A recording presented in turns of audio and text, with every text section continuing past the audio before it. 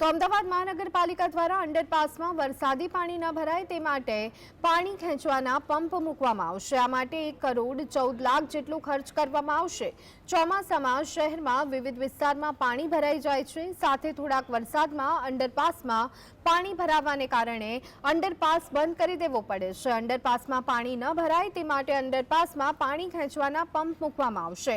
આ માટે કોન્ટ્રાક્ટથી ચોમાસાની સિઝનમાં ભાડે પંપ લેવામાં આવશે અને તેને ઓપરેશન અને મેન્ટેનન્સની કામગીરી કોન્ટ્રાક્ટથી આપવામાં આવશે।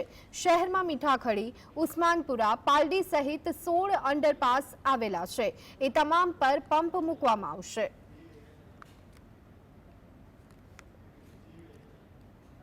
જે બ્રિજ અંડરબ્રિજ હોય છે એમાં પણ લગભગ 2 ફૂટ પાણી આવી જતું હોય છે, તો એના માટે આપણે અલાયદી વ્યવસ્થા દર વખતે કરીએ છીએ।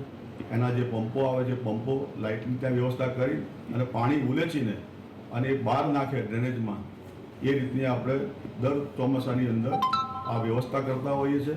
એટલે જે નાગરિકો છે એમને કોઈને હાલાકી ના પડે અને ઝડપથી પાણી ઉતરી જાય અને અવર જવર અંડરબ્રિજની અંદર ચાલુ જ રહે, એના માટે આપણે આ વ્યવસ્થા